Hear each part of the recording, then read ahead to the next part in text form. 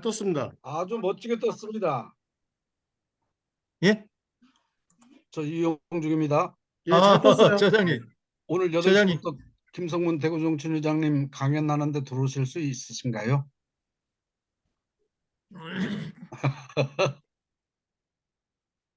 제가 다른 분들 호스트 분들은 다른 분들은 다 음성으로 해놓을게요. 강제로. 그 말씀하실 때 다른 사람들 말소리 안 들리도록. 네. 예.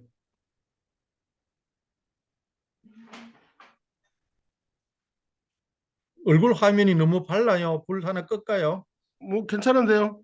괜찮아요? 예, 예. 괜찮으면. 네, 화면 보면서 이야기할게요. 예, 예. 맞습니다. 파워포인트 보면서. 예. 그럼 됐네. 잘 넘어가고 있어요? 예, 잘 넘어가고 있습니다. 그럼 됐어요. 예, 예. 예. 그러니까 한번 해보시면 그렇게 어렵지가 않은데 처음 한 하기가 번도 좀 어렵죠. 한 번도 안 해봐서. 예, 예. 오늘 8시부터 김성문 회장님 강연 있습니다. 예. 그럼 저도 잠깐 뭐 좀 예, 예. 밥 먹으러 가야 끼워놓고. 돼가지고 밥도 안 먹어서 지금 배고파서요. 내려갔다 식사하고 올게요. 오세요. 네. 식사하고 오세요. 오늘 저기 사회는 이용중 위원장님이 보실 겁니다. 아, 예, 예. 네. 예.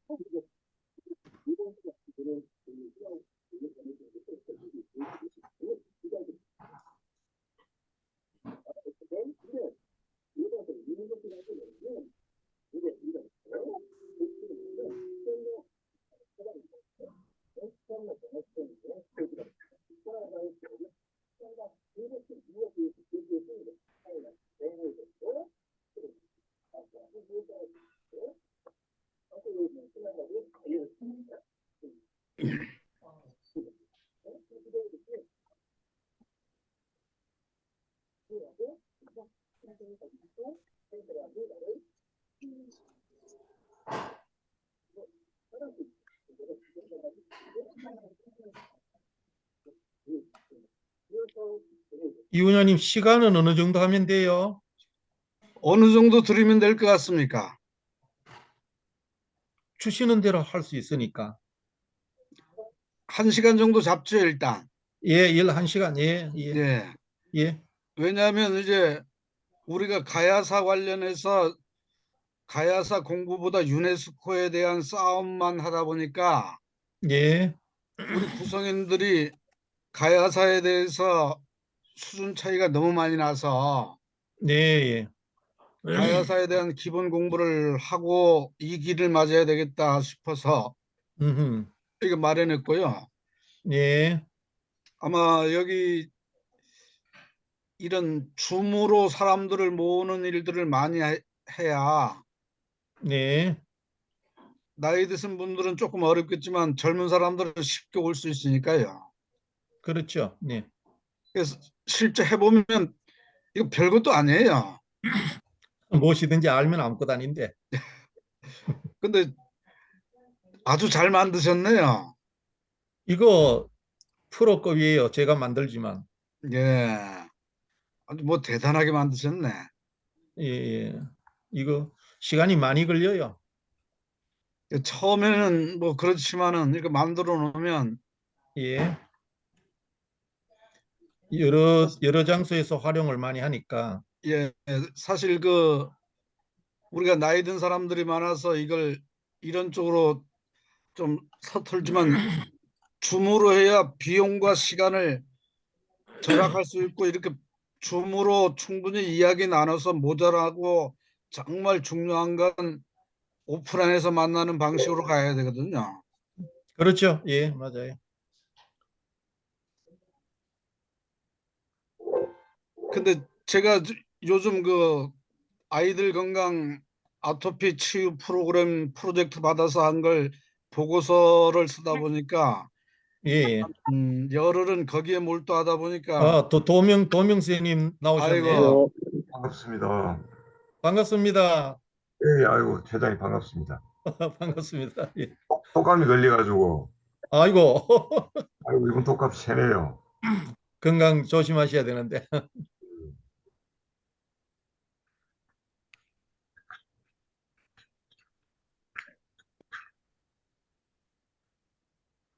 안녕하세요. 안녕하세요. 우리 저 유준흥 씨 예, 모르시는 분이 있을 텐데, 예. 이제 저 박사과정 받고 있나요? 석사과정 공부하고 있습니다. 석사과정. 예, 예. 어, 인사 좀 해줘요. 예. 자기소개를 잘 하시면 누가 중매설지도 몰라. 안녕하세요. 저는 그 순천향대학교에서 이덕일 소장님 밑에서 그 석사과정 공부하고 있는 유진웅입니다. 그 대학교에서 고고학기랑 미술사학을 배웠고, 그리고 지금은 그 고고학이랑 역사를 결합해가지고 그런 쪽으로 공부하고 있습니다. 네, 반갑습니다. 예. 네, 반갑습니다. 우리 저 유진웅 씨는 집은 어디죠? 집은 서울 영등포입니다. 아, 몰라도 가야지. 연세가 어떻게 되시나? 아니, 저 들어갔어. 97년생입니다. 그 만으로 26. 그 아이고. 라운드 바꾼다고 다 빼서 그랬어요. 요거 한 개 더 빼고, 불원이게. 우리 사무처장이 자범이 들리네. 만원이다, 만원입니다. 자, 두 개는 긁어야지. 아, 예.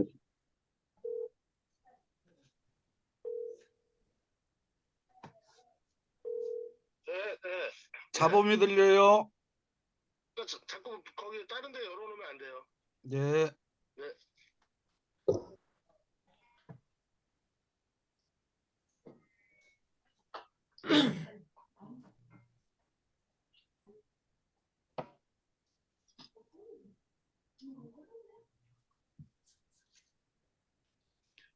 저 홍희삼 선생님 제가 뵌 적이 없는데요. 인사해 주시면 좋겠습니다.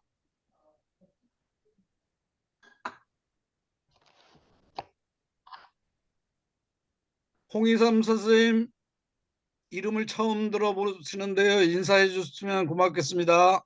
예, 안녕하세요. 저는 서울에 있는 홍의삼입니다.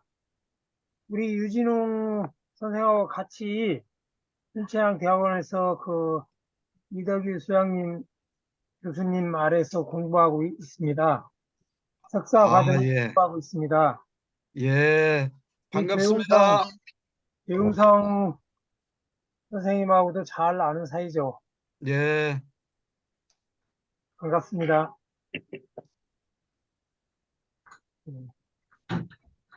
8시가 딱 되면 제가 이 강좌를 배치한 이유에 대해서 한 3분 정도 설명할 거고요. 우리 대구종천 회장님 소개하면 그때부터 강의하고, 강의가 끝나면 질의응답을 받는 시간으로 하겠습니다. 그러다 보면 오늘 공부 시간이 도합 한 1시간 반 정도는 갈 수 있다, 이렇게 생각이 들어집니다. 아니요, 회의 안 하실 거예요? 오늘 회의 못해도 회의는 예. 나중에 하더라도. 네, 알겠습니다.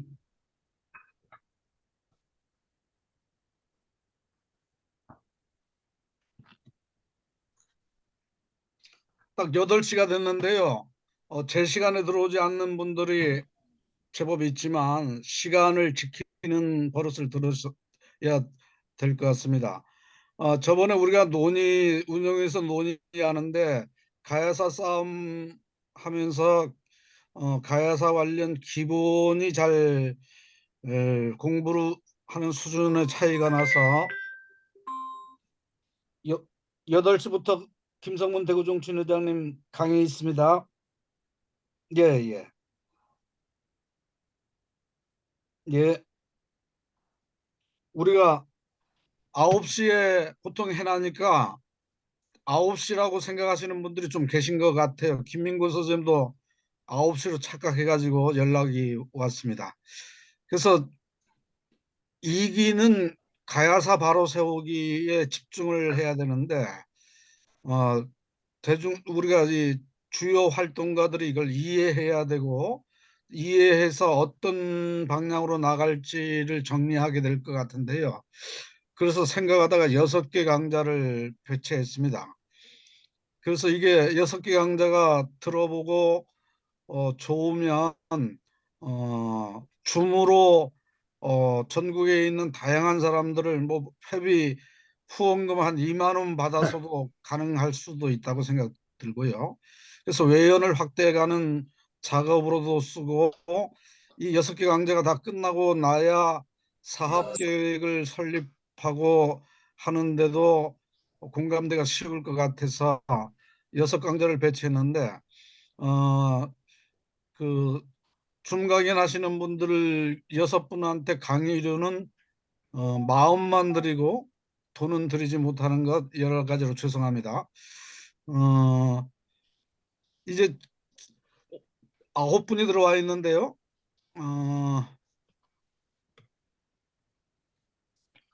10분만 들어오면 시작하도록 하겠습니다.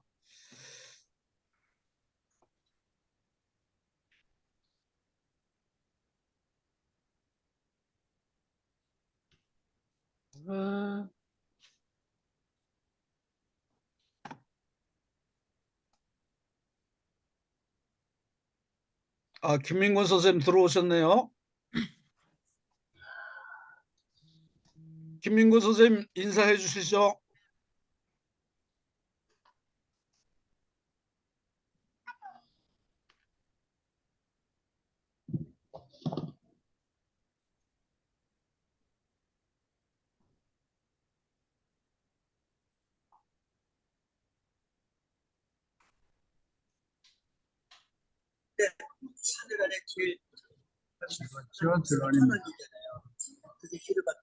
김민권 선생님 인사해 주시죠. 여보세요. 오늘은 8시부터 김성문 대구정치회장님 강연 있습니다. 예. 김민권 선생님 인사 부탁드립니다.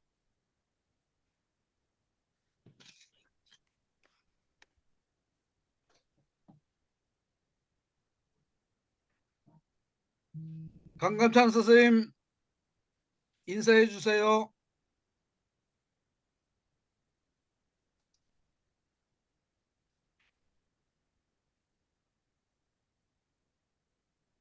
범상 스님 오셨습니다. 예, 안녕하세요. 예. 안녕하세요. 반갑습니다. 예, 반갑습니다. 김민군 선생님 인사해 주시죠. 인사 끝나면 시작하겠습니다.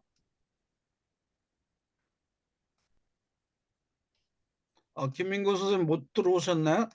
들어왔다가 뭔가 문제가 있어서 다시 들어오려고 하나 보네요.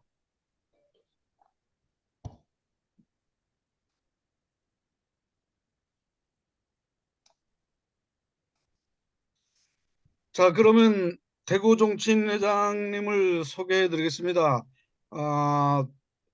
교직에서 정년퇴임 하셨고요. 대구에서 교장 선생님으로 계시다가 제가 만났을 때 이런 얘기를 들었습니다. 은퇴하면 어떻게 인생을 살까 생각하다가 가락정치인 일을 하면서 가야사를 공부해 봐야 되겠다 해서 아마 10여 년 전부터 가야사 공부하기 시작하고 책도 여러 권 내셨고 그러는 과정에 우리를 만나게 됐습니다. 가야사 관련해서 강론으로 들어가면 아마 제가 만난 분 중에 제일 많이 가야사에 아시는 분 같아요. 그래서 김성문 대구정치회장님 지금 가야연구원장을 하고 있는 사단법인 가야연구원장을 하고 있는 김성문 대구정치회장님을 모시고 강의도 듣고 이 가야사 바로 세우기에 이기 싸움을 어떻게 할 건가 고민도 같이 하려고 김성문 대구정치회장님을 강연자로 모셨는데요. 아, 지금 12분 들어오셨는데 김성문 대구정치회장님한테 박수 부탁드리겠습니다. 감사합니다. 예, 시간은 1시간 드렸고요. 끝나면 예, 질의응답 시간까지 같이 할 생각입니다. 김성문 예, 대구정치회장님이 시작해 주시죠. 예, 감사합니다. 이 방에 계시는 분 모두 얼굴을 아시는 분이고 정말 반갑습니다. 오늘 제가 말씀드릴 분야가 가야국사 바르게 알기 이 주제를 가지고 말씀을 드리게 되겠습니다만은 세부적인 것을 다 말씀을 드리려면은 한 시간으로는 있을 수 없는 일이고 가야국 역사에 대한 그 개괄적으로 좀 말씀을 드리고 특히 좀 그 역사가 기록이 있는 그 금강가야 가락국에 대한 내용을 주로 좀 말씀을 드리고 나중에 시간이 나면은 나머지 오가야 부분에 대해서도 말씀을 드릴 기회가 있을는지 모르겠습니다만은 한번 시간을 마련해서 그 상세하게 말씀드릴 수 있는 기회를 가져볼까 합니다. 가야국이라면은 지금 이 방에 계신 분들은 이 역사에 대해서는 너무나 다 잘 알고 계시는 그런 내용들이죠.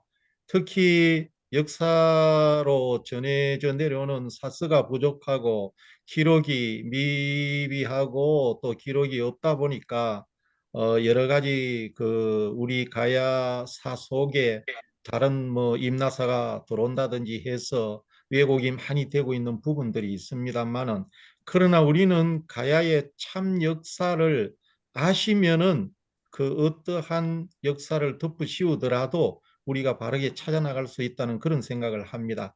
그래서 오늘 말씀드린 것은 이 가야국 건국에 대해서는 삼국유사나 삼국사기에 분명하게 이제 나와 있는 내용이고 이 건국하기 전에 건국신화가 먼저 구성이 되는데 지금 화면에 보이는 것은 김해 있는 구지봉입니다.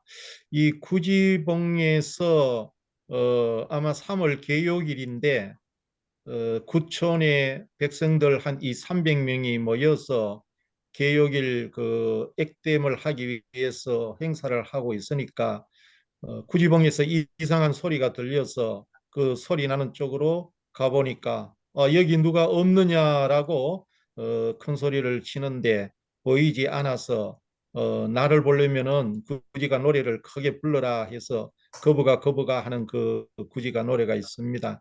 그거를 부르니까 하늘에서 자색 밧줄에 위에 달려 있는 금상자가 구지봉에 있는 것을 그 아홉 추장 아홉 간이죠. 구간들이 가서 보니까 금상자 속에 알이 들어 있어서 그 상자를 아도간 집에 갖다 두고 그 이튿날 보통 뭐 12일 후라는 표현도 있습니다만은 원문에는 과협진이니까 12시간 지난 후라고 해석하는 것이 요즘 통상적으로 해석이 됩니다. 옛날에는 12일이라고 했는데 금상자를 아도간 집에 갖다 두고 12일간이나 있다가 가본다는 것은 또 이치에 맞지 않는다 해서 12시간이 지난 그 이튿날 가서 보니까 금상자 속에 황금알 6개에서 이제 옥동자가 다 태어났는데 제일 먼저 나온 사람이 이제 수로고 그다음 고능가야의 고로, 승상가야의 병로, 대가야의 대로, 하만의 아로, 소가야의 말로라는 그 이제 임금이 탄생하게 되지요. 이것이 가야국의 이제 건국 신화인데 이러한 건국 신화는 대가야의 건국 신화도 좀 존재하고 있습니다만은 뒷부분에 또 상세하게 설명을 드리겠습니다. 나라를 세운 사람의 건국자를 좀 신성시하기 위해서 사실은 꾸며진 이야기다 이렇게 봐도 큰 무리는 없을 것 같습니다만은 엄연히 건국신화는 역사적 사실로 우리가 받아들이면서 생각을 해야 될 부분이 아니냐 하는 그런 생각을 합니다.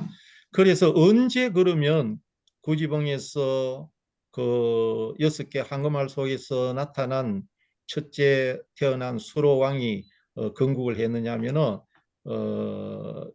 여기에 삼국사기에도 보면은 제41권 김유신 상권에 보면은 후한 건무 18년 이민 국헌왈 가야후 개 위금강국이라 하는 이런 내용이 있어서 후한 건무 18년 이민년은 서기 42년이 되겠습니다.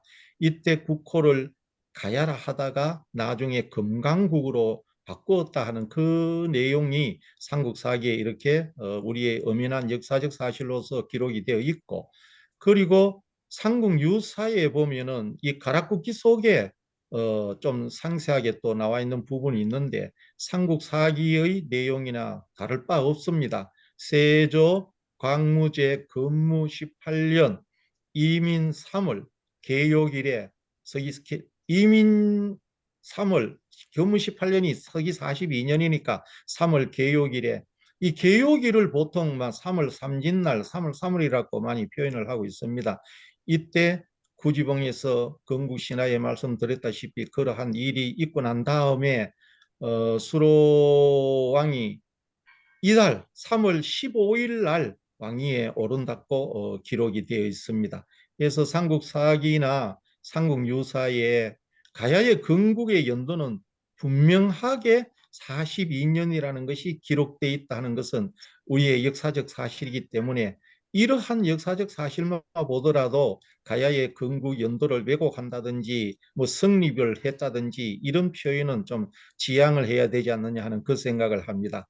이 삼국유사에서는 삼국사기보다는 국호가 조금 다릅니다. 삼국사기에서는 가야 금강국이라고 표기가 되어 있는데 삼국유사에서는 처음은 대가락이라고 표기를 하다가 또는 가야국이라고 표기를 한다라고 삼국유사의 국호가 이렇게 기록이 되어 있다는 걸 말씀을 드리고, 이러한 서기 42년에 가야가 건국되었음에도 불구하고 얼마나 우리 지금 학교 교과서, 고등학교 한국사 교과서인데 이 한국사 교과서에 보면은 이러한 표현을 해놨습니다.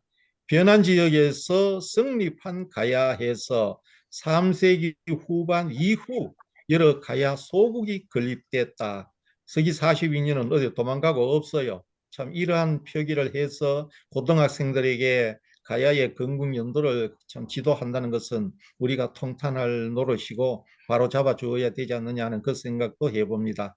그리고 더 심각한 것은 이 한국 민족문화대 백과사전에 보면은 이 한국사 우리 국사 세계사 교과서와 마찬가지로 2세기 경부터 3세기에 12개 변한 소국이 성립됐다 이런 표현을 이 참 대백과사전에서도 기록하고 있다는 것은 우리의 가야사 건국 연도가 얼마나 왜곡되어 있는가를 우리가 직감할 수 있는 이런 부분이 되겠습니다.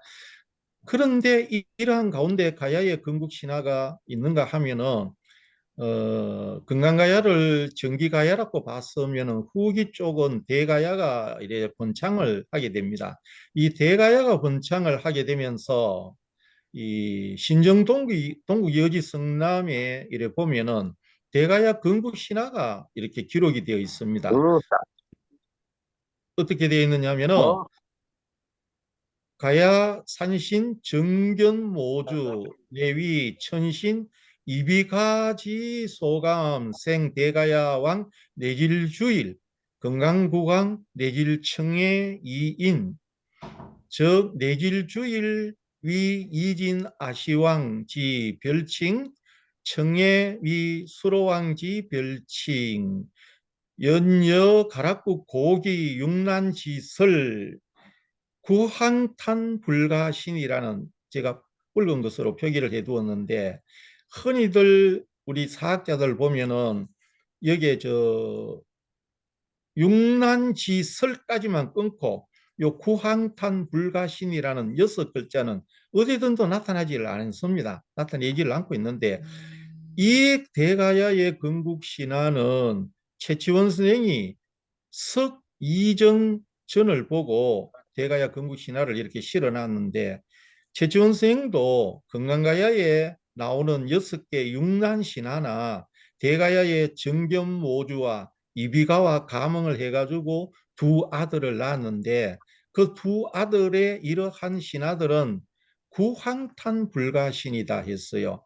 이 탄생은 허황된 것이라서 믿을 수 없다는 표현을 최치원 선생도 했는데 그러나 이러한 표현을 했다 하더라도 나라가 건국되면은 건국자에 대해서 어떠한 그 신성한 것을 부여하기 위해서 건국신화가 꾸며진다는 사실은 우리가 좀 알아야 되겠습니다.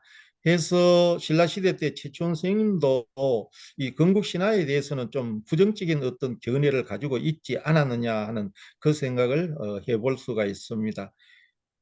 대가야에 가면은 이 정견모주 이비가 보통 우리는 현장에서 이렇게 보면 이비가지라 이러는데 이 가지는 토시입니다. 그렇죠? 정견모주와 이비가라고 끊어줘야 되겠습니다. 이 가야 산신 정견모주 천신의 이비가와 가몽을 해가지고 두 아들을 낳았는데 맏아들이 내길주일이고 둘째 아들이 내길청해다. 그래서 맏아들은 대가야를 건국했고 둘째 아들은 건강가야를 건국했다. 이런 내용이 신정동부 여지성남에 나와 있는 대가야의 건국신화에 나오고 있다는 것도 참고해 주시도록 부탁을 드리겠습니다. 그런 반면에 고령지산동에서 토제방울이 하나가 이렇게 출토가 됐어요. 이 하나가 출토된 것을 사진 찍는 각도를 여러 각도로 해서 선형을 이렇게 선을 넣어가지고 이렇게 표시를 해두었습니다. 이 토제방울에 그려져 있는 이 선형을 전부 해석을 해보니까 우리 구지가의 건강가야의 건국신화하고 참 많이 합시하더라 하는 그런 평가를 하고 있습니다.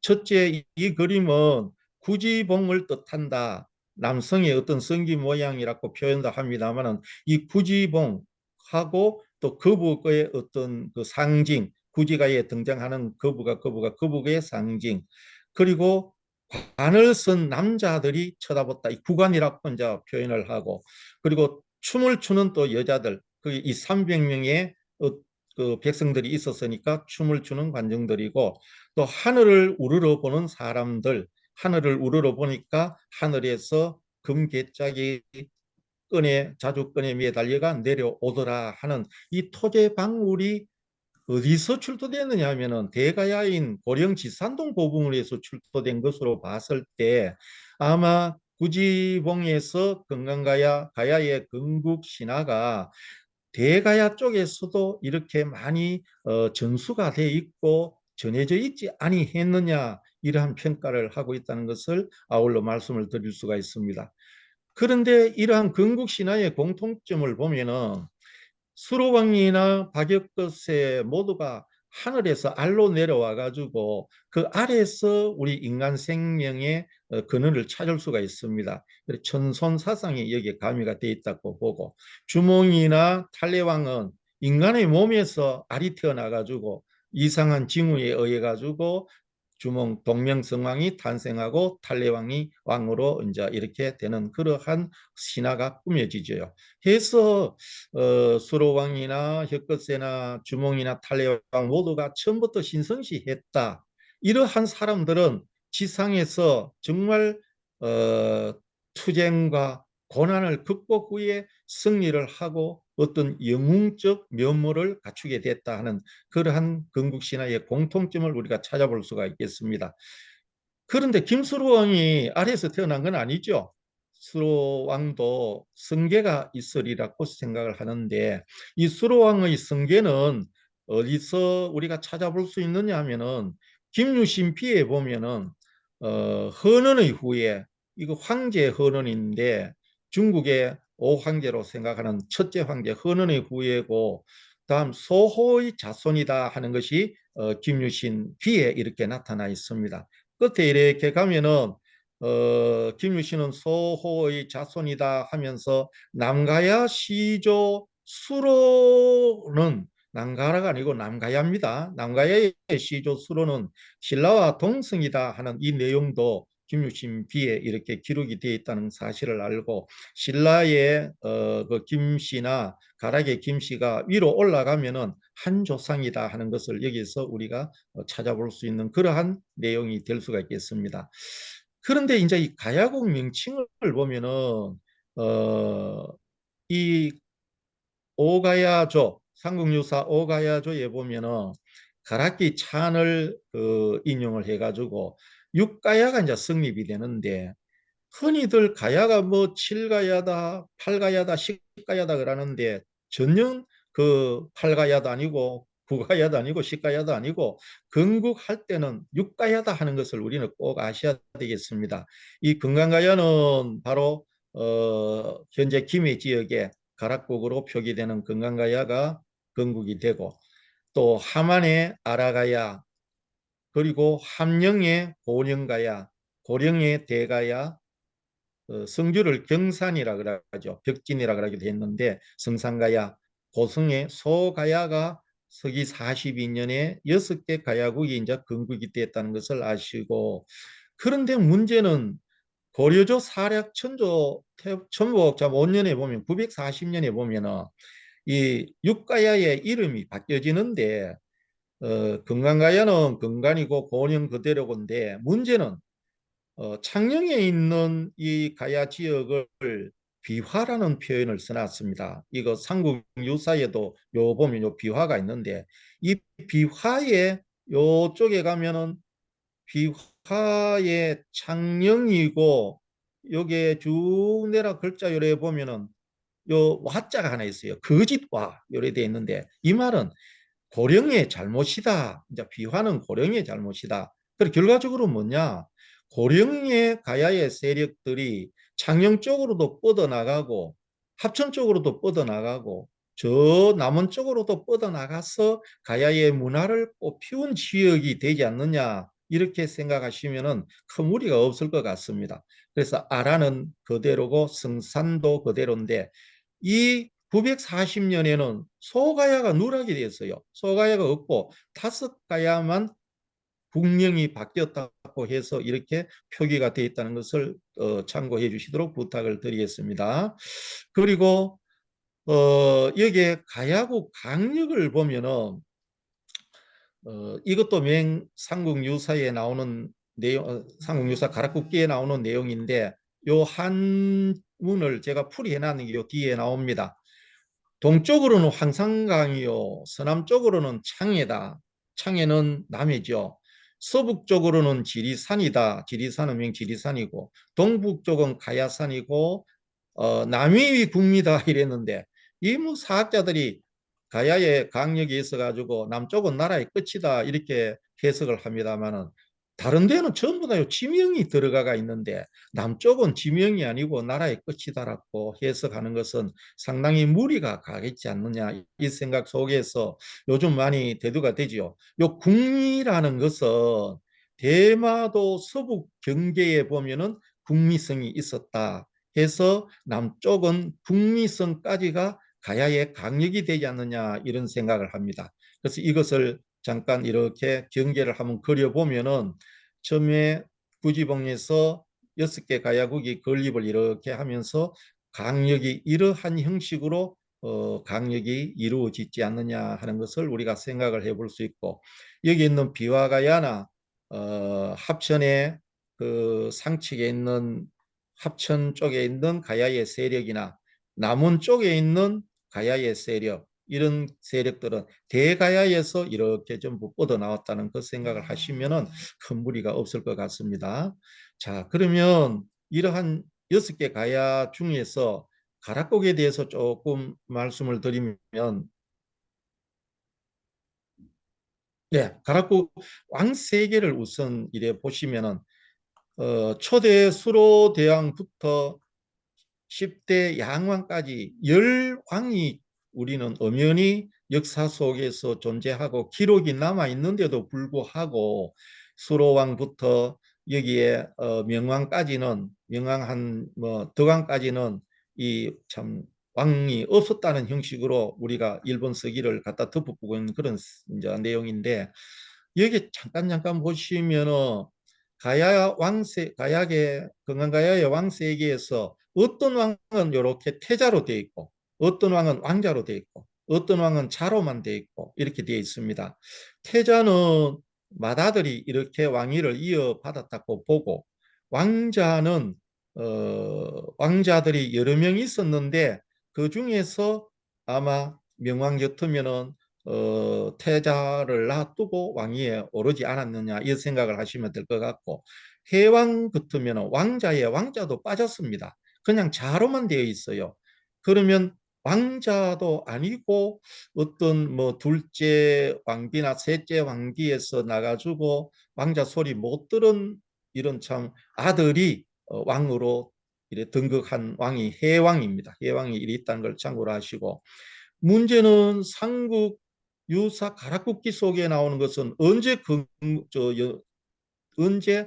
그게 왕위에 올랐느냐 또 언제 끝났느냐 이러한 내용들이 기록이 되어 있는데 도왕 2대 도왕까지는 즉위한 연월일 돌아가신 월일 다 나오는데 3대 성왕부터는 즉위일은 없습니다. 즉위일은 없고 연도만 있고 돌아가신 날 이렇게 나와 있다는 것을 참고적으로 아시고 이 금강가야의 열왕의 왕력을 전부 합치면 491년이 나온다 하는 그 내용으로 말씀을 드리고 또 하나 참고적으로 수로 대왕이 158년 동안이나 왕위에 있었다고 이제 이렇게 생각을 하는데 이 158년이라는 것이 도저히 이해가 잘 안 가죠. 현재 봐서는. 그러나 간혹 가다가 이 지구상에 여러 사람들 중에는 200년 산 사람도 있고 180년 산 사람도 있고 한데 사람은 수련을 열심히 하고 마음을 바르게 쓰면은 올해 수명이 또 길다고 생각을 합니다. 그런데 서기 162년부터는 태자인 도왕에게 정치를 맡기고 수로 대왕님은 황태왕으로서 존재가 있었죠. 이 황태왕으로 존재해 있었는 것이 38년간 존재해 있었습니다. 그러면 실제로 왕으로 있었는 것은 120년 동안 왕으로 있었고 이 황태왕으로 있으면서 산청에 있는 태왕궁을 드나들면서 거기에 가서 수련을 하지 아니했느냐 우리가 추측을 해볼 수가 있겠습니다. 그리고 이 가락국에 보면은 초기에 관직명이 나오고 관등이 나오는데 신라의 관등은 여러 관등으로 구분됩니다만은 이 가락국에 금강가야에도 각관이라는 것이 나오고 대아간, 아간, 사간, 급간이 이러한 관직명이 나온다는 걸 말씀을 드리고 특히 천부경이라는 그 장도 나오고 종정감도 나오고 산홍경도 나오는데 천부경은 물가 조절 기관의 이제 장으로 역할을 했고 종정감은 임금의 친인척 관리를 하는 장이다. 산홍경은 농사를 맡던 관청의 장으로 생각하시면 큰 무리가 없을 것 같습니다. 자, 그러면 이 수로대왕과 허왕우를 우리가 잠깐 한번 길이 보면은 이 수로대왕님은 사실은 정치를 하면서 백성들을 위한 민본주의 정신이 굉장히 강했다 하는 것을 우리가 찾아볼 수 있습니다. 건국 2년째 궁궐을 짓는데도 농번기를 피해 가지고 백성들이 편안할 때 궁궐을 짓자 해서 농번기를 피하는 이런 것들로 봐서 상당히 이제 민본주의 정신이 강하지 않냐 하는 그런 문제하고 또한 건국 3년째는 느닷없이 석탈래가 찾아와 가지고 왕위의 자리를 빼앗들어 왔어 찬탈하러 왔어 이러면서 석탈래가 술법으로 겨루어보자 이렇게 제안을 합니다. 그래 제안을 하면서 수로대왕은 그럼 술법으로 겨루어보자 이렇게 이제 반응을 또 하게 되죠. 그런데 이제 술법을 겨루면서 석탈래가 매로 변하니까 수로대왕은 독수리로 변해버리고 이 매는 독수리께 잡아먹히니까 석탈래가 다시 참새로 변해버리니까 수로대왕은 새매로 변하게 됩니다. 두 번 다 몸을 바꾸어서 이렇게 바꿔지지만은 모두가 다 석탈례는 독수리나 세미에게 목숨을 정말 잃을 뻔했지만은 우리 수로대왕님은 어진 마음으로 이 석탈례를 살려보내주죠. 그래서 생명을 굉장히 존중하는 정신을 가졌다는 생각을 해볼 수 있고, 또 학식과 지혜 학식이 풍부한 임금이었다. 서기 102년째, 건국 61년째인데 신라 영토 분쟁이 있었어요. 신라 5대 파사왕이 신라의 음저벌국과 실질곡국 사이에 영토 분쟁이 있으니까 저 남쪽에 학식과 등왕이 있고 아주 영리한 그 수로왕에게 영토 분쟁 해결 부탁을 했습니다. 그러니까 수로대왕님은 음저벌국의 소유 땅이라고 이렇게 판정을 내렸다는 사실들이 우리의 사서에 이렇게 나오고 있습니다.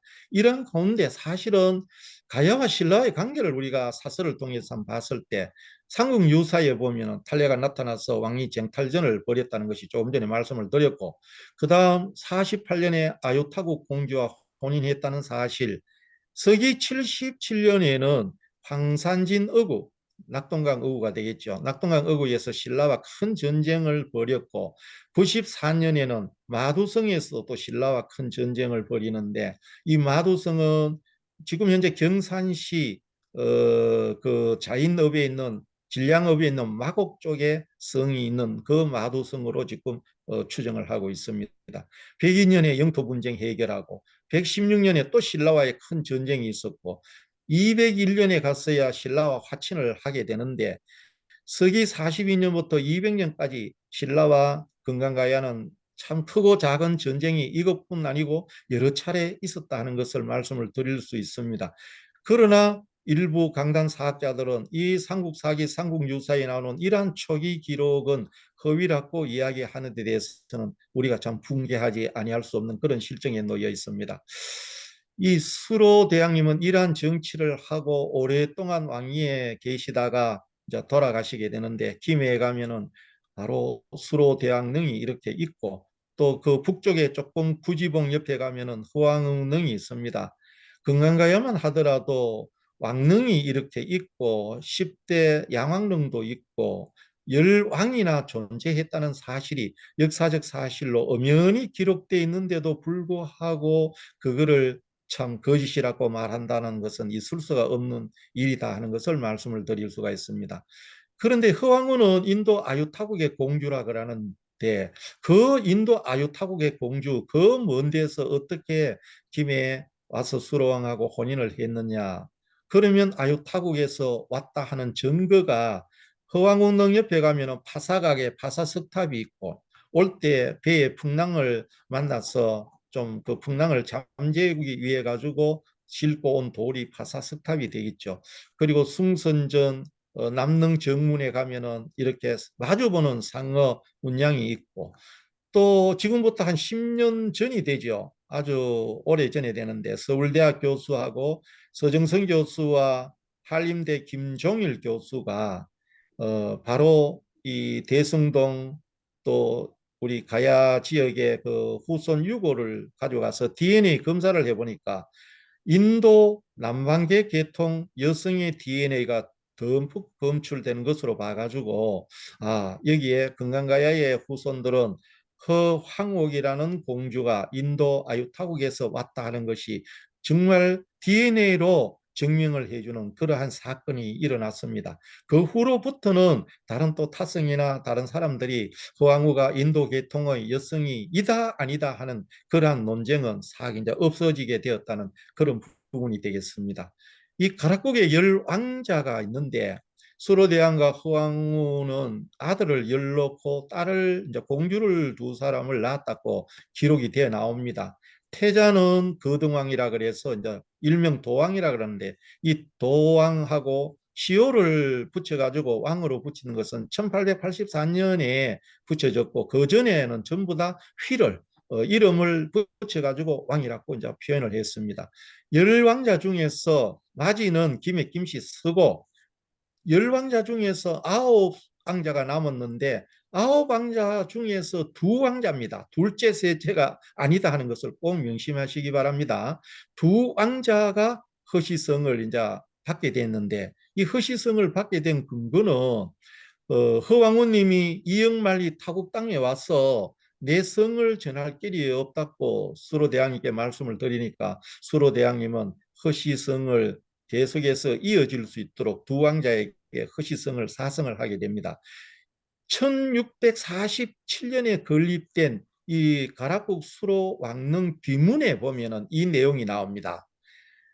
왕유자 시빈 감 후원 사 후성자 이 동방지 허본원 우자라 이래 나오는데 왕에게 왕자 10인의 10사람이 있었는데 왕자 10사람이 있었는데 왕후의 말에 감동을 해가지고 왕후의 성을 하사한 것이 2사람이며 동방의 성은 모두 보는 여기에 근본이 있다는 것이 1647년이 최고 오래된 기록입니다. 이전에 기록이 더 있다면 또 아주 좋은 역사적 자료가 되는데 1647년에 왕자 10명 중에서 2사람이 허시성을 사성받았다 하는 이 내용이고 그 후에 1804년에 제작된 김해 김씨 세보에도 보면은 2왕자가 허시성을 받았다 하는 이 내용이 있고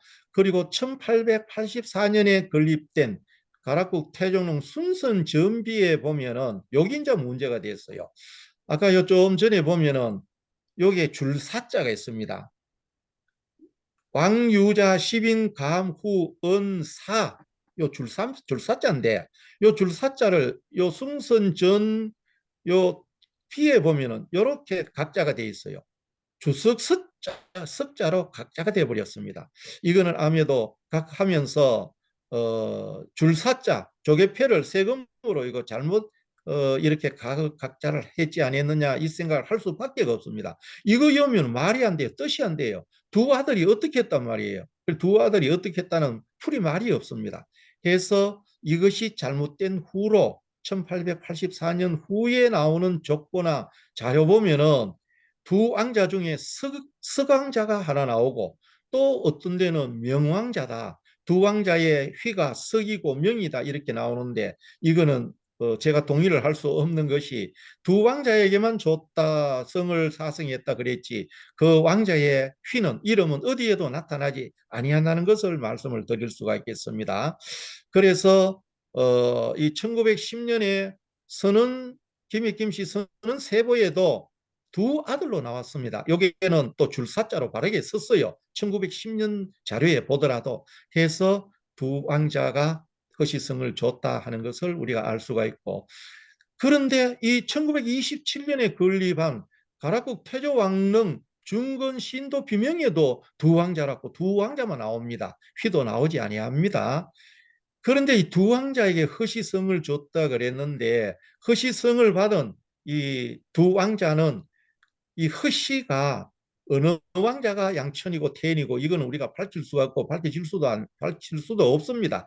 그래서 지금 현재 보면은 허씨들이 양천 지역으로 그때는 공암이죠. 공암에 갖는 허씨들은 양천 허씨가 되고 또 태인에 갖는 허씨는 태인 허씨, 하양에 갖는 허씨는 하양 허씨, 김해에 남아있는 허씨들은 김해 허씨라고 이렇게 해서 4개의 허씨의 본관조로 해서 4허씨들이 현재 주류를 이루고 있다는 것을 말씀을 드릴 수가 있습니다. 자, 해서 인천이시가 또 나오게 되는데 이 인천이시는 김수로 왕으로부터 23세로 추정한다는 말은 신라 때 흑이라는 사람이 당나라 사신으로 가는데 당나라 사신으로 가서 알록산에 난이 그때 터져 있습니다. 알록산에 난이 터져 있으니까 그 당나라 6대 현종 시절이에요. 현종이 서찬성에 피난가 있는 것을 이 허기 선조가 허기라는 사람이 장안으로 환도하는 데 도움을 줬다고 해서 당나라 국성인 이시성을 사성받아가 옵니다. 758년에 신라로 환국하지요. 이때 왔을 때 경도왕은 소성백이라는 벼슬을 주고 시급을 1500호나 이렇게 내리게 됩니다. 허기라는 사람의 10세에 오면은 손자를 붙이면 숫자 하나 빼야 되니까 허기 9세 손 허겸이라는 사람이 정식으로 허기가 받아온 이를 붙여가지고 이허겸이라고 이제 성을 이제 붙이게 되죠. 허기는 성을 얻어왔고 덕성조라 그러고 이허겸은 인천이시에 이를 처음 썼다고 해서 시조라고 이제 이렇게 표현을 합니다.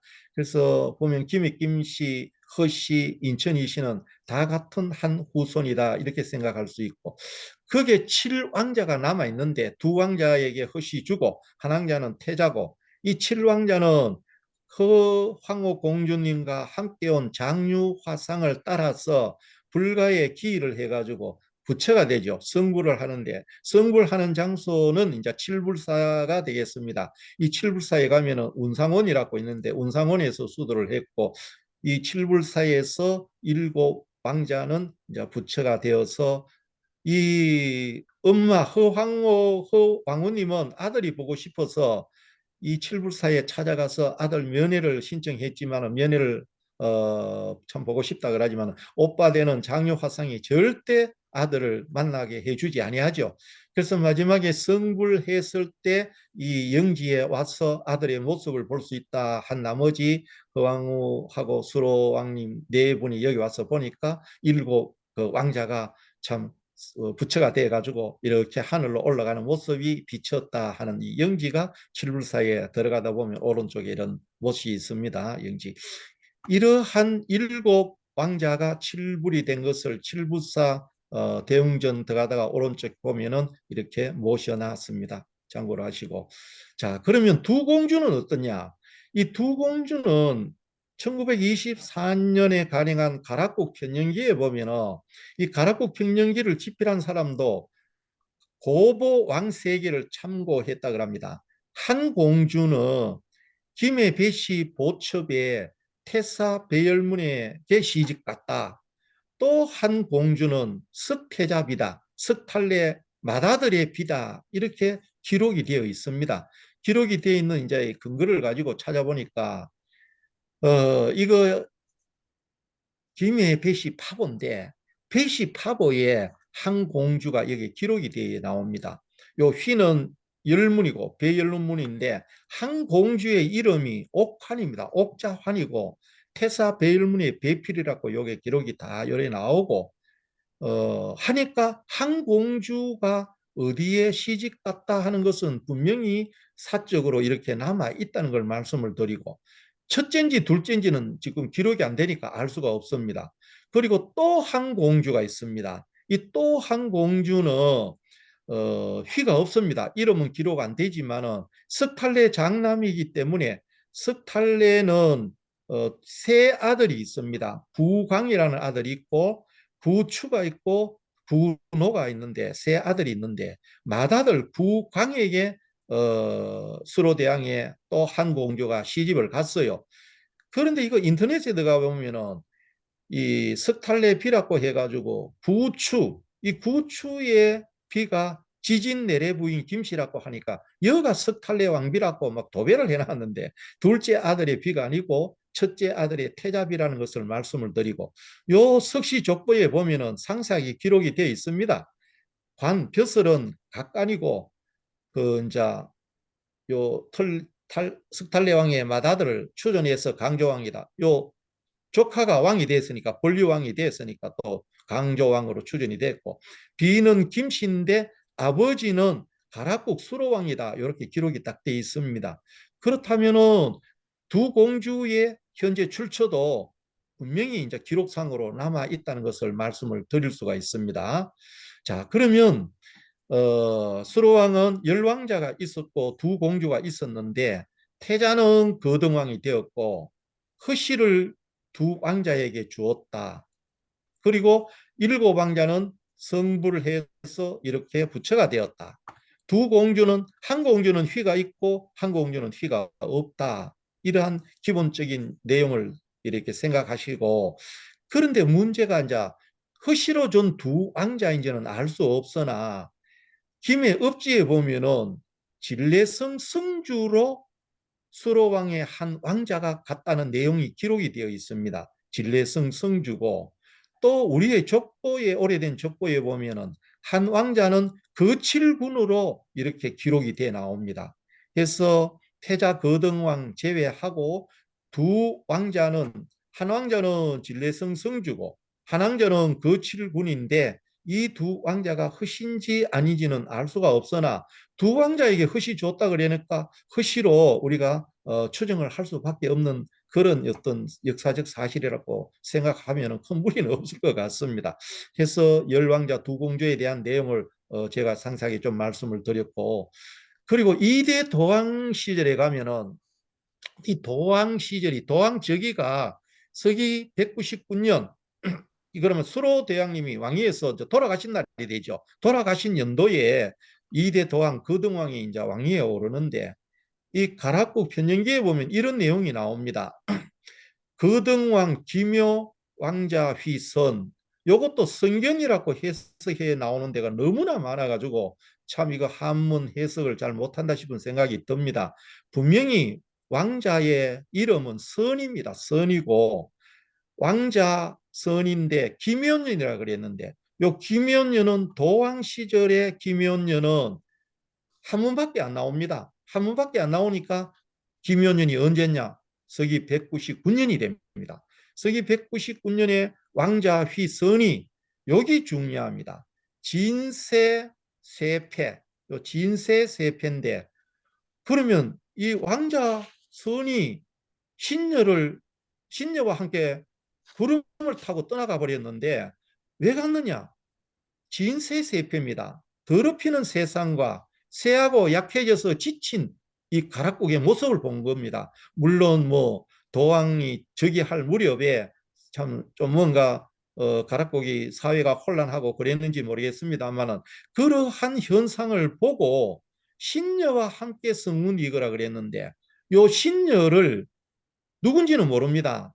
이 휘선 왕자의 누난지 공주인지, 안 그러면 수로대왕님의 참 공주인지, 수로대왕 공주 두 사람은 밝혀졌는데 뭐 두 사람 외에도 더 있다고 봤을 때, 신녀를 어떤 이 또 사학자들은 묘견 공주라고 해서 일본 부주에 가가지고 나라를 건국한 힘있고 여왕이다, 이렇게 이제 비정을 하는 분들도 많이 계시죠.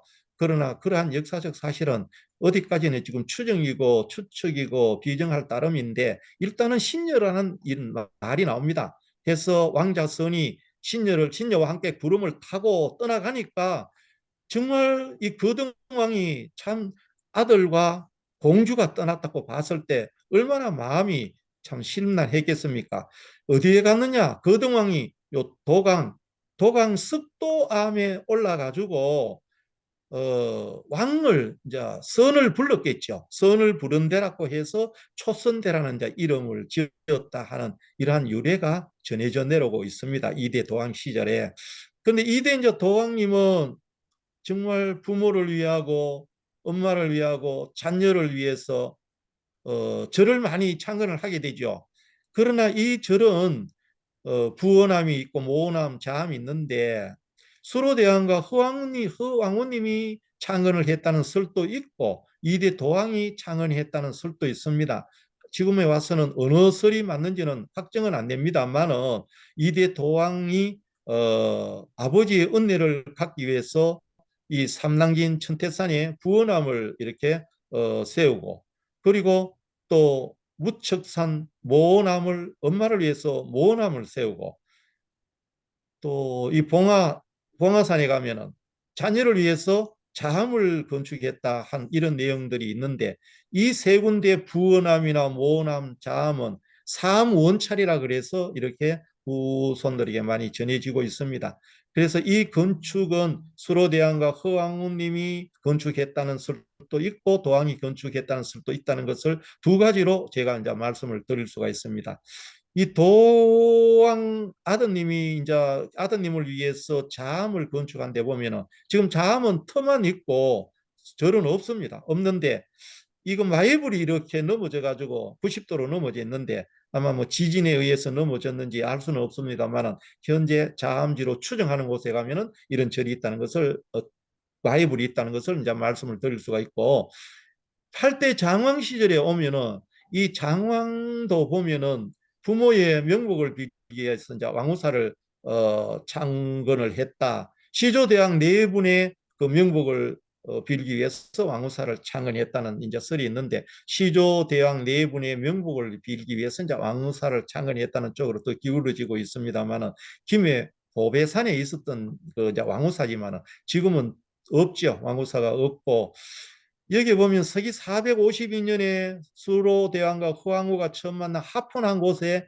절을 세우는 것이 이제 왕후사라 그러는데, 이 왕후사는 500년 뒤에 장유사를 세우면서 폐사를 했다 그럽니다. 그런데 이 장유사라는 똑같은 이름이 저 불모산에 가면은 또 이제 장유사가 있는데, 이때 세운 장유사는 아니라고 봅니다. 이때 장유사를 세우면서 왕후사 폐쇄했고, 그때 장유사도 이제 없다고 생각을 합니다. 10대 양왕에 오면은 이 양왕님은 신라의 나라를 빼앗겨 버렸으니까 참 백성도 못 지키고 나라도 못 지켰다는 그러한 억울함 속에서 내가 죽어서 흙에 묻힐 수 없다고 해서 바로 돌로 묻어달라 해서 이제 돌에 묻히는 그 왕이 바로 10대 양왕이 되겠죠. 양왕은 우리가 신라의 나라를 사움 없이 넘긴 것으로 봤을 때 인간의 가치를 최고로 생각한 왕이다. 서기 532년에 신라 23대 법흥왕 침략으로 인해 가지고 어디서 가야가 신라의 나라를 넘겼나를 이렇게 봤을 때 이 지대, 나라 넘기는 지대를 찾느라고 예를 좀 먹었습니다만, 밀양에 가면은 밀양지가 있어요. 밀주지도 있고 밀양지가 있는데, 이 밀주지에 보면은 이궁대에서 신라의 나라를 넘겼다 하는 내용이 기록이 되어 있는 밀주지가 있습니다. 그러면 나라를 넘기기 위해서 금은 보화를 싣고 이래 왔다 그래요. 김해 진영을 거쳐가 창원 대산 밀양 수산진을 건너가지고 이제 이궁대인데, 이 이궁대에서 신라 법흥왕에게 나라를 넘겼다 하는 이 내용으로 봤을 때 정말 인간 생명의 존엄성 최고로 생각하지 않았느냐 하는 이 생각을 우리가 찾아볼 수가 있고, 또 인간의 가치를 최고로 생각하니까 인본주의 정신도 굉장히 참 강하다, 이런 것을 생각해 볼 수 있습니다. 이 양왕릉과 덕양전을 한번 봤을 때 바로 조금 전에 말씀드린 것과 마찬가지로 만국의 왕이 흙으로 묻힐 수 없다 해서 이렇게 돌무덤을 이렇게 남겨놨고, 이러한 것이 양왕의 정각 덕양전이 되겠습니다. 참고로 봐주시도록 부탁을 드리고, 이거 양왕의 세계를 잠깐 보면은 시간이 벌써 이만큼 많이 가버렸어요. 양왕은 세 아드님 왕자가 있는데, 첫째 왕자는 세종이고, 둘째 왕자는 무력이고, 셋째 왕자는 무덕인데, 세종 왕자는 이제 솔지라고도 표현합니다만은 아들이 한 분 계셨고, 무력 왕자, 이 무력 왕자와 무덕 왕자, 삼국 사기에는 무력이 셋째고 무덕이 둘째라고 표현됩니다만, 우리 세계에서는 무력 왕자가 둘째 왕자로 되어 있습니다. 이 둘째 왕자가 서현 장군을 이렇게 낳으시고, 서현 장군이 우리 김유신 장군을 이렇게 낳으셨죠. 훌륭한 삼국 통일의 전부 주역들이 되겠습니다. 시간 뒷부분이 너무 많이 남아서 여기까지 끊으면 어떨까 싶은데요. 우리 이 원장님,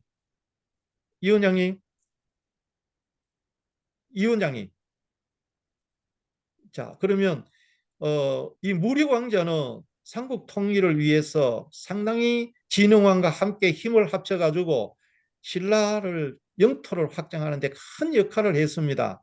서기 549년에 32살로서 단양을 점령해가 당양의 성을 점령해가지고 적성비를 세웠죠.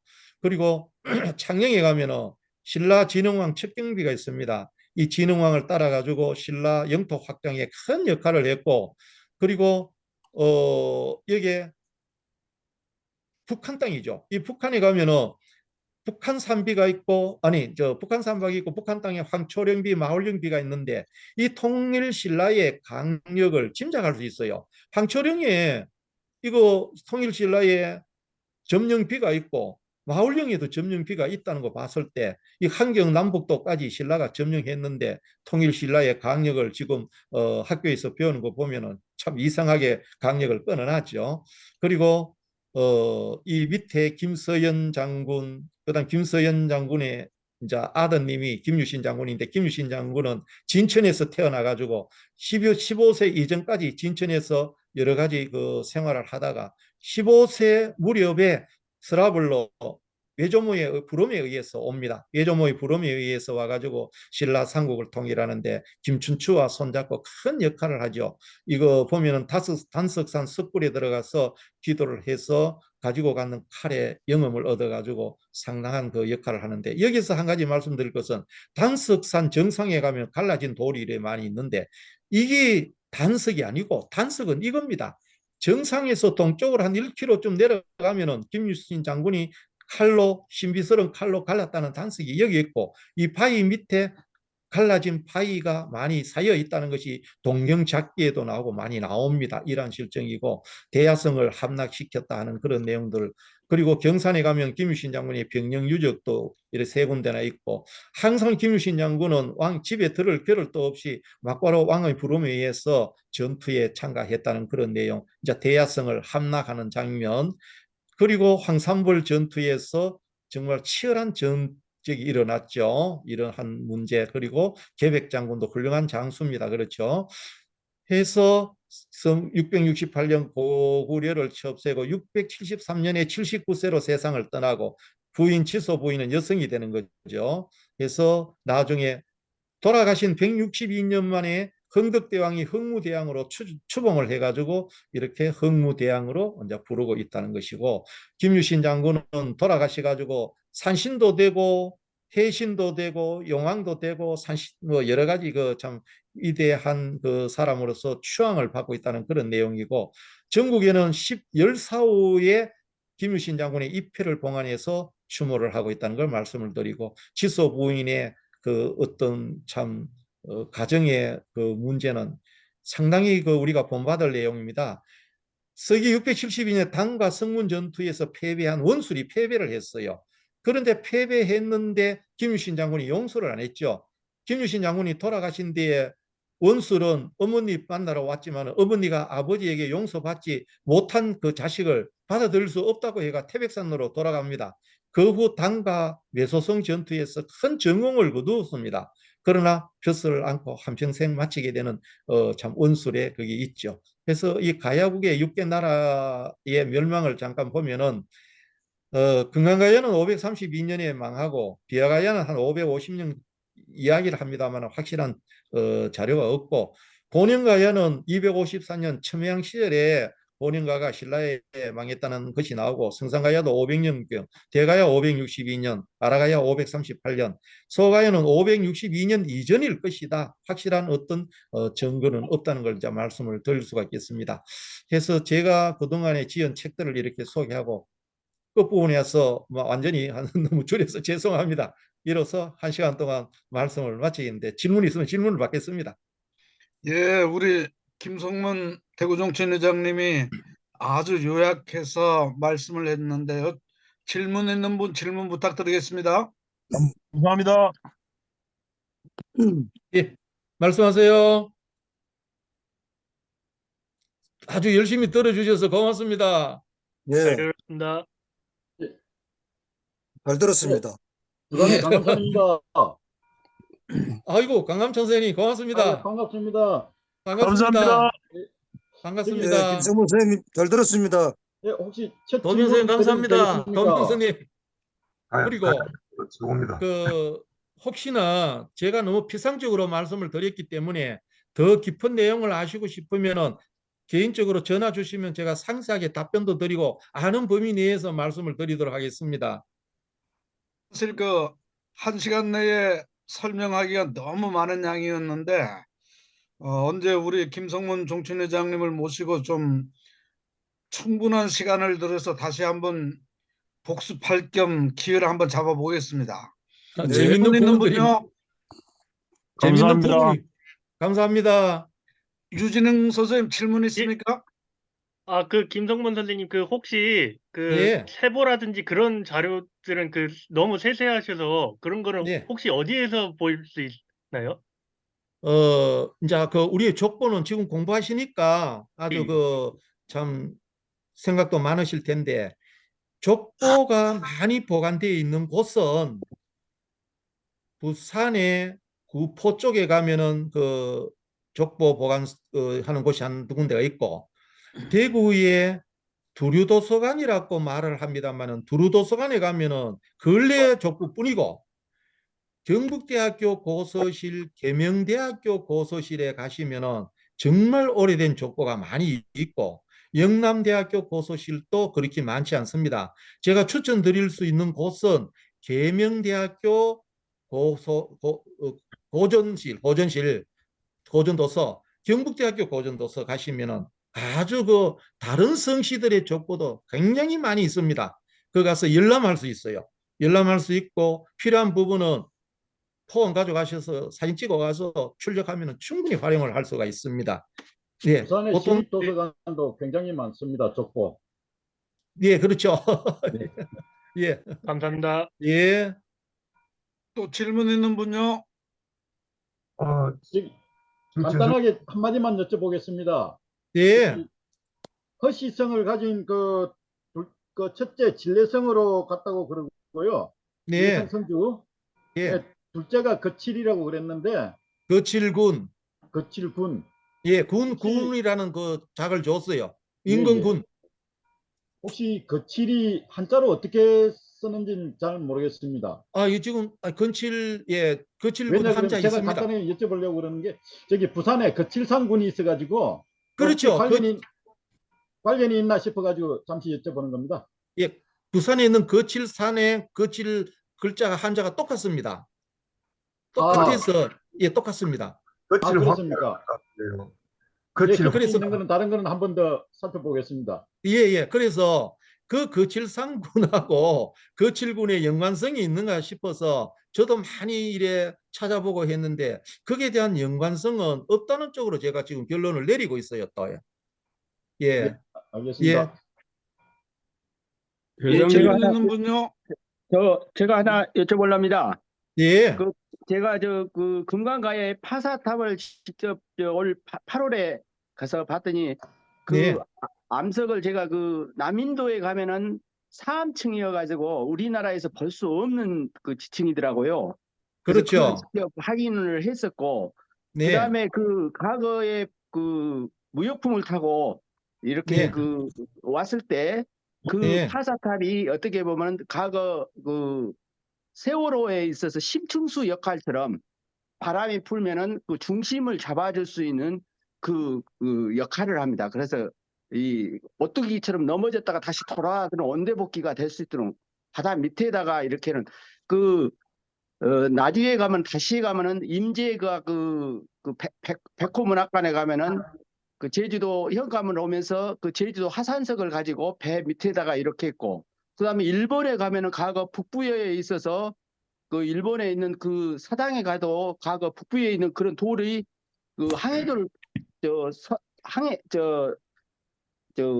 서해 앞바다를 건너서 일본으로 갔을 때 그 돌도 일본에 가도 그런 돌이 똑같이 있는 걸로 제가 알고 있어요. 그래서 예. 이런 부분에 있어서 과거 우리는 뭐 실크로드라든지 이런 거 육지로만 생각하는데 바다로 우리는 되게 불교가 그동안 지금 보면은 이 화엄과 야유타 했을 때 꼭 우리는 불교가 육지로 중국을 통해서만 이렇게 온 걸로 생각하는데 바다로 해서 과거 그때 불교가 왔지 않나 이런 것에 대해서도 아직도 우리 저도 이제 지금 최근에 이제 역사 공부를 하다 보니까 이런 부분에 대해서 의문점이라든지 이런 부분이 또 제대로 잘 밝혀지지 않아서 안타까움을 하면서 질문을 마치도록 하겠습니다. 감사합니다. 예, 좋은 질문을 주셨습니다. 왜냐하면 파사석탑이 분석을 하기 전에는 우리나라 어느 곳에서 생산되지 되는 돌이 아니냐 의문점을 가지고 많이 있었더랬는데 국립김해박물관하고 고려대학교 산학협력부에서 그 돌 성분을 분석을 했습니다. 이 분석을 하니까 우리나라 어디에도 생산되지 아니한 돌이다. 그러면 그 돌의 성분으로 봐서 인도, 중국 그 첸나이 지역, 인도 남부 지역에서 생산되는 돌이다라고 이제 판명을 했습니다. 하고 조금 전에 이제 질문하신 그 돌을 배에 싣고 오면서 어떤 중심 잡는 역할을 하지 않았느냐, 그 말씀 맞죠? 왜냐하면 처음에 허왕우 공주가 출발했을 때 풍랑이 심해서 다시 돌아갔습니다. 다시 돌아가니까 부모가 그 이제 파사스탑을 싣고 가라 그래서 파사스탑을 배에 싣고 무난히 항해를 해서 여기 이제 왔다는 것인데, 물론 그 파사스탑이 배에 싣고 온 것으로 봐서는 인도에서 출발을 해서 다시 우리 이제 김해 지역으로 왔다는 설 하나 하고, 또 중국을 거쳐서 왔다는 설 2개의 설을 가지고 있는데, 저 부산에서 지난번에 과학으로 밝힌 그 허왕무의 그 길을 한번 방영한 길도 있고 영화로도 나왔죠. 그런 것도 한번 보시면은 상당히 도움이 되실 것이고, 허왕무님의 그 신행길은 도명스님이 거기에 대해서도 상당히 많이 연구도 하시고 잘 아시니까 또 도명스님께도 한번 질의를 해보시면 좋은 어떤 답을 얻으실 수가 있을 것 같아요. 네, 좋은 질문이십니다. 예, 저도 회장님, 말씀, 제가 중간에 저기 그 잘못 저기 전출타원이라고 잘못 들었는데, 혹시 저기 그 90년대 초에 부산일보 김성규 그 일본 특파원이 그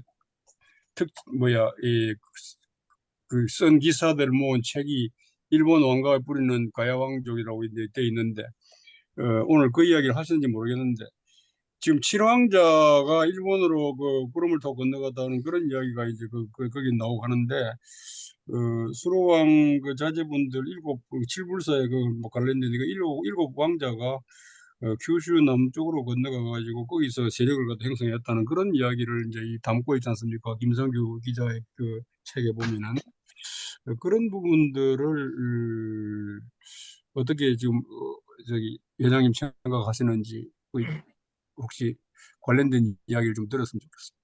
네, 역시 좋으신 질문입니다. 좋으신 질문인데, 칠왕자가 칠불사에서 성불한 이후로는 자취가 없습니다. 칠불하는 것으로서 끝이 나 있어요. 기록이 없습니다. 그러면 칠왕자가 과연 선님으로서 참 마쳤겠느냐? 그 선님이 성불하고 난 다음에 어디에 갔겠느냐? 이것을 굉장히 연구하신 분들이 많죠. 해서 칠왕자는 규슈 쪽으로 남쪽으로 가서 일본을 건국하고 하는데 큰 역할을 하는 것이 칠왕자다. 이렇게 비정도 하고 추측도 해가지고 많은 자료들을 지금 현재 밝혀내고 있습니다. 그러나 그러한 자료들이 똑부러지게 어떤 사적인 자료가 안 나타나기 때문에 이렇게도 연구해내고 저렇게도 연구해냅니다만은, 우리가 한번 추측을 해봤을 때 처음 가야의 세력이 대마도 쪽으로 넘어가서 대마도에서 또 규슈 쪽으로 넘어가고 규슈에서 일본 열도까지 넘어가 가지고 임나 일본 부의 어떤 부족 국가들을 많이 이제 형성하게 된다는 것은 우리가 많이 참 익히 들어서 알고 있습니다만은, 제 생각에도 이 칠왕자의 성불한 후에 기록이 없어서 상당히 참 답답하고 그런 실정입니다. 왜냐하면 왕자가 성불을 하셨다 그러면은 그 후에 참 선님으로서 어떤 역할을 했다든지 그런 기록도 남아 있을 텐데, 그런 기록조차 우리나라에서는 찾아볼 수 없으니까 그쪽으로 상당히 가야의 사람들이 대마도와 규슈 쪽으로 너무나 많이 이주를 해서 거기 가서 생활했기 때문에 그쪽에 가서 나라를 건국하는데 이바지했지 않느냐, 이런 생각을 합니다. 요 일전에 보니까 규슈에 있는 묘견궁에 가서 보니까 저기에 그 이완영 그 총장이 답사를 해보니까 그 묘견 공주는 중국에서 왔다고 거기 기록이 돼 있대요. 중국에서. 이러한 우리의 역사를 참 뺏기고 있다랄까, 왜곡되고 있는 사실을 우리의 사학자들이 그걸 가만히 보고 있는다 하는 것도 문제고, 지금까지 여러 학자들이 말한 내용을 보면은 묘견 공주는 우리 참 가야의 어떤 공주가 넘어가서 거기에 힘있고 여왕이 되지 않았냐 이런 썰로 많이 굳어져 있는데도 지금은 이 깐판에 중국에서 왔다 이렇게 표기되어 있다는 것은 우리가 참 바로잡아 나가야 되지 않나 그런 생각도 합니다. 예, 조신신 질문이시고 일곱 그 왕자가 성불한 후에 어떤 그 족적이 있는지는 아직까지 못 찾고 있으나 규슈 쪽으로 넘어가서 일본을 건국하는데 큰 역할을 했다 하는 것으로 지금 생각하고 있습니다. 저도. 고맙습니다. 예, 예. 혹시 저도 한 그 말씀 드리겠습니다. 규수 지역 관련 칠왕자 관련해서 도명 스님이나 우리 저 지정 스님이 하실 말씀 있으면 한 말씀 하면 도움이 될 것 같은데요. 예, 예. 저는 들립니까? 네. 저는 그 칠왕자보다도 그 파사석 있잖아요. 파사석탑에 대해서 한 말씀 드리겠습니다. 그 파사석탑 크기를 볼 때 그것이 이제 배의 중심을 잡는 것보다는 그 신앙적인 차원이 크다고 저는 생각합니다. 왜 그런가 하면은 그 우리 스님들도 각기 다니면서 이제 호신불이라고 그만한 그 이제 주먹만한 부처님을 가랑 속에 넣어 다니거든요. 들립니까? 네, 잘 들립니다. 예. 잘들 그래갖고 다니면서 이제 개인적으로도 그 예불을 하고 기도를 하는데, 파사석탑은 그 크기로 봐서는 인도나 중국에서 여기까지 넘어 올라가면 배가 작은 배도 아니고 제법 큰 배일 건데, 그 큰 배의 중심을 잡는 돌로서는 크기가 적고, 오히려 이제 불교의 그 포교라든가 아니면 신앙적인 차원에서 배에 싣고 왔다고 저는 그렇게 이제 봅니다. 그렇게 그 파사석탑을 보면서 그것을 여러분 느꼈습니다. 그 말씀 드립니다. 저 추가로 한 말씀 드리면 되겠습니까? 예, 그러세요. 예, 예. 그 삼국 유사 파사석탑조에 보면 이제 후왕후가 바다로 나갔을 때 풍랑이 치고 그래서 부왕이 화신의 노여움을 가라앉히려면 이 탑을 싣고 가야 된다라고 탑을 싣고 가라고 얘기를 했거든요. 삼국 유사 파사석탑조에는 그 탑이라고 얘기를 했습니다. 분명히. 그리고 이제 이 벨라스터, 소위 이제 평영석의 얘기가 나온 것은 1800년대에 김해에 있는 어떤 선비가 기록한 거기로부터 이제 이 평행석에 대한 그 얘기가 있게 됩니다. 그래서 평행석에 대한 얘기는 지금은 굉장히 일반화되었지만, 그거는 비교적 이제 근현대의 일이고, 오래전부터 탑을 싣고 왔다라고 그렇게 얘기를 하고 그렇게 이제 또 그래도 전해지고 있습니다. 예, 그리고 하나 제가 또 질문하고 싶은 게, 김 회장님 혹시 에, 수로왕릉을 남릉이라고 그러지 않습니까? 예, 예, 남는. 예, 그 남릉이라고 하는 것에 대한 명확한 어떤 그런 기록이나 그 어떤 그 유래에 대한 그런 얘기가 있습니까? 어떻습니까? 정확한 기록은 없고 이제 생각을 하면서 수로 왕릉의 그 지형 예, 모습이 남능 그 무슨 납자로 씁니까? 한자로 제가 그 드릴랍자 같기도 하고, 예, 예. 그래서 그 수로 왕릉 지대의 모습이 그 한자서는 납자와 모습이 비슷하게 해서 남능이라고 한다. 이런 설도 있고 예, 그래서 예. 저도 왜 남능이라 그랬을까? 아, 상당히 의문점을 많이 가지고 있습니다. 지난주에, 예. 지난 화요일 날 저희가 이제 이 인제대학교에서 그 가야 그랜드 포럼을 합니다. 예. 이게 한 번씩 이렇게 하는데 이제 이번에 그 발표하신 분이 심교신 선생이라고 이쪽에 이제 그 우리 지역 향토 연구가 정도쯤 됩니다. 이분이 예, 예. 뭐 문화 해설사인데 그래 그분이 이제 여기에 대해 상당히 연구를 하셨더라고요. 그래 예.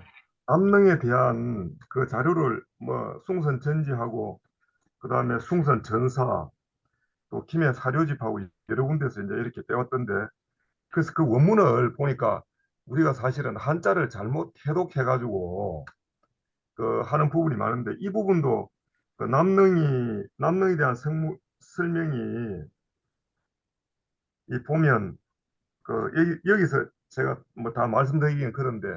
한자상의 오류일 수 있다. 예, 예, 예.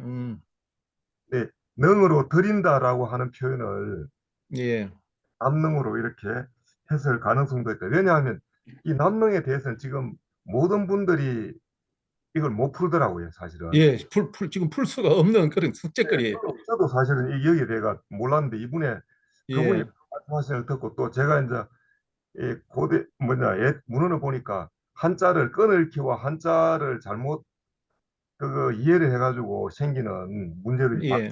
이 부분도 다시 한번 그 고려해야 되지 않느냐 싶습니다. 예, 연구 과제입니다. 사실은 왜 남령이라고 했을까 한번 깊이 찾아보겠습니다. 예, 예, 예, 예, 감사합니다. 그 박원옥 목사님이 들어와 계신데요. 인사 말씀도 해주시고 뭐 질문 있으면 우리 목사님한테 질문권을 먼저 드리겠습니다. 예, 반갑습니다. 제가 뭐 오늘 다른 모임이 있어서 좀 늦었는데 감사하고요. 저기, 이 방에 보니까 지금 열심히 지금 연구하시는 분들이 계셔가지고 제가 부탁드리는 말씀이 있습니다. 지난번에 모임에서 뵌 분들은 아시겠지만은 그 경향신문에, 이제 지난 5월 31일 날 아마 그 기사는 보셨을 거예요. 가야에 대해서 이들이 강단의 일종의 그 흔들어줘야 된다 하나 뭐라고 하나 하여튼 그런 도발을 했었는데 2주 전에도 또 그런 도발을 했거든요. 그래서 지금 그쪽에 대화되는 한 세 분 정도의 그 논설위원들에게 강력하게 항의를 했고, 그래서 사장님 면담을 지금 신청하는 것으로 다 연결을 해뒀습니다. 그래서 이제 그냥 논설위원들에게는 뭐 자세하게 설명할 시간도 잘 없어서 그냥 분위기와 흐름에 대해서 강력하게 항의를 했거든요. 왜 이런 짓을 또 저지르느냐? 너희들이 4년 전에도 그런 비슷한 짓을 해가 계속 우리가 지금 지켜보고 있는데 이러느냐? 이제 논설위원들은 다 이제 우리의 말에 대해서 공감을 하고 돕고 싶다는 말까지 들었습니다. 그래서 사장님께 가서 이제 핵심은 뭐냐 하면 우리가 공정하게 우리도 지면을 달라 이제 그렇게 항거하려고 항의하려고 지금 준비를 하고 있거든요. 그래서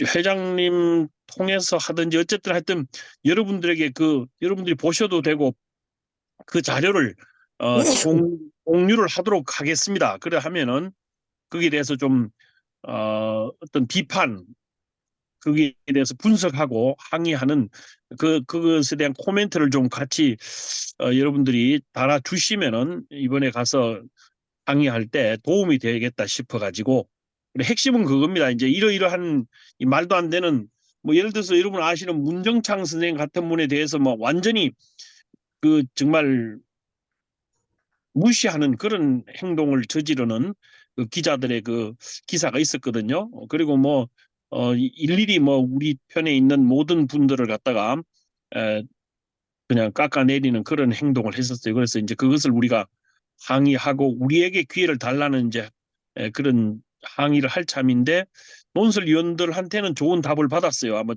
이야기가 잘 될 거라고 그러면서 자기들이 솔직히 말해서 자기들이 지금 대선배 논설위원이지만 지금 기자들의 그런 글 쓴 것까지 자기들이 간섭할 수가 없어서 그러니까 차라리 사장님한테 가서 항의를 함으로써 효과가 있을 것이다. 이제 그런 답까지 받았습니다. 그래서 여러분들이 좀 그 자료를 보내드리면은 거기에 대해서 뭐 아시는 대로 요건 요렇게 잘못되고 저렇게 잘못됐다는 걸 말씀해 주시면은 이번에 가서 말씀을 드릴 때 도움이 되고 그저 제 개인 생각에는 이번에 이 기사는 이놈들이 제가 볼 때는 중학 2학년에 썼다고 할 정도로 너무 그냥 그 짜임새도 없고 막 그냥 뭔가 그냥 우리를 공격하려고 막 그냥 혈안이 된 것이 잘 나타났어요. 앞뒤 문맥도 맞지도 않고 이제 그런 글인데 거기까지 준비를 하고 있다는 거 아시고 도움을 제가 정식으로 청합니다. 예, 여기까지입니다. 네, 알겠습니다. 김영진 의원님 인사해 주시고요. 혹시 질의할 사항이 있으면 질의해 주셨습니다. 다음엔 김민숙 선생님으로 넘어가겠습니다. 김영진 의원님.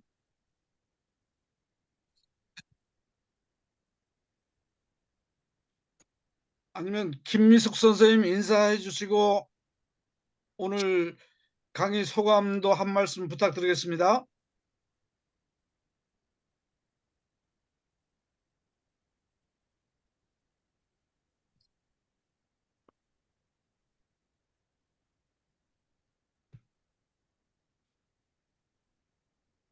김미숙 선생님 말씀하시죠.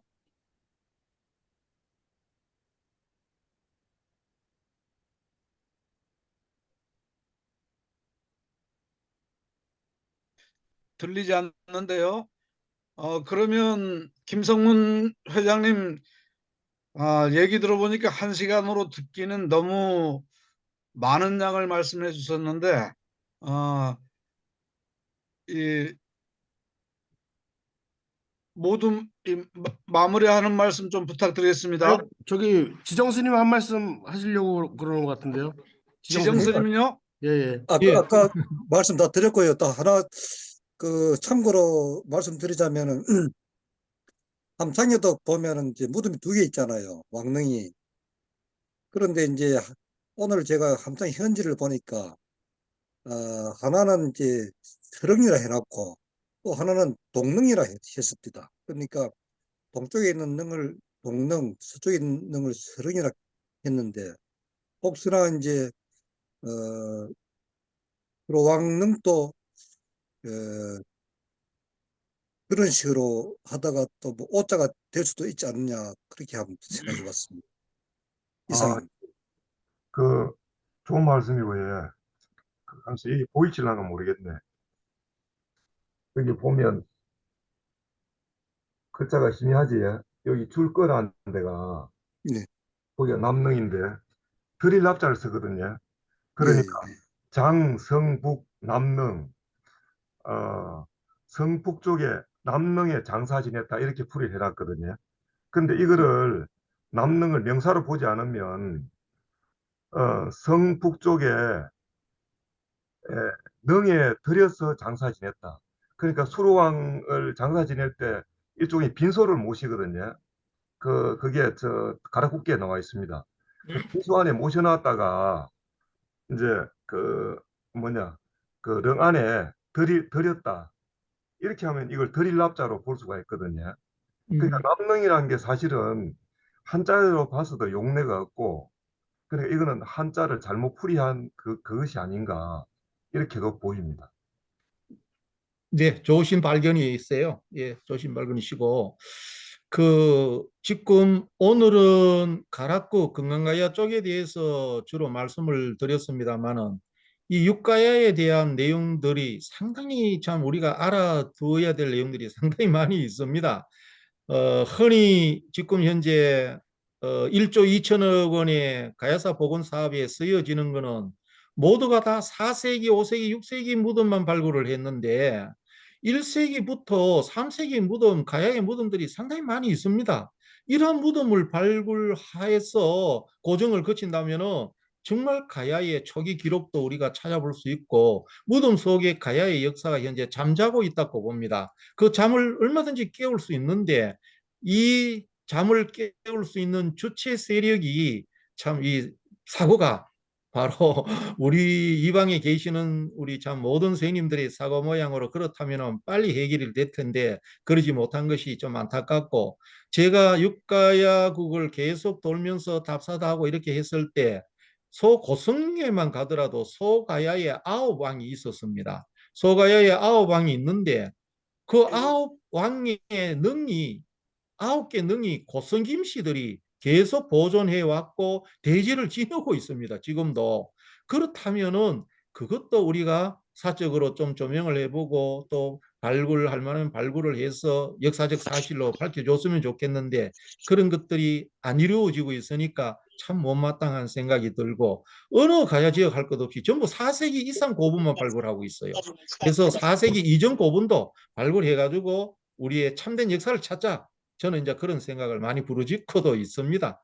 그래서 성산가야나 성주 쪽이나 함안 쪽에 참 고령가야는 지정선님 아주 열심히 우리 참 연구도 하시면서 큰 목소리를 내시고 계시는데 가야의 참 역사를 찾기 위해서 참 고맙게 생각을 하죠. 또 도명선님도 우리 가야 진흥원 정말 큰 역할을 하고 계신다는 것을 이 자리를 빌어서 고맙다는 말씀을 제가 드리겠습니다. 예, 감사합니다. 오늘 경청해 주셔서 고맙습니다. 오늘 예, 너무 다음 주 강의는 도명스님이 정말 허황우 도래길 다음에 가장 심려를 기울이고 공부하고 고민하고 명상한 분야가 광개토항 비문에 관해서고 그 진실에 많이 다다랐다고 저는 개인적으로 느껴서요. 사실은 다음에는 그 도명스님이 그것과 관련한 강의를 하고 우리 김성문 대구정춘 회장님은 이 6강제가 끝난 다음에 또 다른 걸로 좀 들어와야 되겠다는 생각이 많이 듭니다. 혹시 그 오늘 16분 들어와 있었는데요.